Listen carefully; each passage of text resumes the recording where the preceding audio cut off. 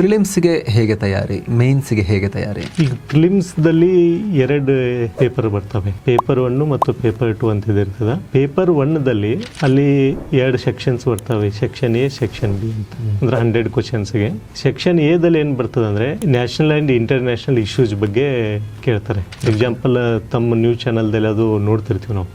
ಅಂದ್ರೆ ಅಂತ issues, every day update ಆಗುವಂತ ಇಶ್ಯೂಸ್ಗಳನ್ನ ತಾವು ಬಹಳಷ್ಟು ಡಿಸ್ಕಷನ್ ಮಾಡ್ತಾರೆ.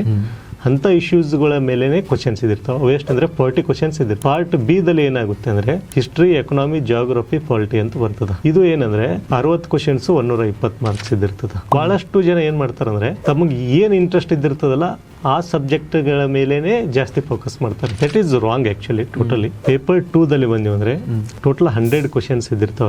ಅಲ್ಲಿ 3 ಸೆಕ್ಷನ್ ಇದಿರ್ತಾವ, ಎ, ಬಿ, ಸಿ ಅಂತ. ಈ 3 ಸೆಕ್ಷನ್ ದಲ್ಲಿ ಎ ಸೆಕ್ಷನ್ ದಲ್ಲಿ ಏನಿದಿರ್ತದೆ ಅಂದ್ರೆ Karnataka related current affairs. Section B ಬಂದಿವಿ ಅಂದ್ರೆ ನಾವು ಅಲ್ಲಿ ಏನಿದಿರ್ತದೆ ಅಂದ್ರೆ ಸೈನ್ಸ್ ಅಂಡ್ ಟೆಕ್ನಾಲಜಿ ಇದಿರ್ತದೆ. 30 ಕ್ವಶನ್ಸ್ 60 ಮಾರ್ಕ್ಸ್. ನೆಕ್ಸ್ಟ್ ಸೆಕ್ಷನ್ 3 ಅಂತ ಸಿ ಅಂತ ಬರ್ತದೆ. ಅಲ್ಲಿ ಮೆಂಟಲ್ ಎಬಿಲಿಟಿ ಮೇಲೆ ಅಲ್ಲಿ 30 ಕ್ವಶನ್ಸ್ 60 ಮಾರ್ಕ್ಸ್ ಇರ್ತದೆ.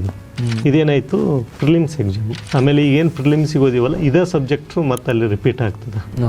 ಈ ಟೋಟಲ್ ಪ್ರಿಲಿಮ್ಸು ಮತ್ತು ಮೇನ್ಸು ಇವೆರಡೂ ಫೋಕಸ್ ಮಾಡಿ ನಾವು ಯಾವ ಸಬ್ಜೆಕ್ಟ್ ಮೇಲೆ ಹೆಚ್ಚಿಗೆ ಒತ್ತು ಕೊಡಬೇಕು ಅನ್ನೋದು ಬಹಳ ಇಂಪಾರ್ಟೆಂಟ್. ಫುಲ್ ವಿಡಿಯೋಗಾಗಿ ರಿಲೇಟೆಡ್ ಲಿಂಕ್ ಕ್ಲಿಕ್ ಮಾಡಿ.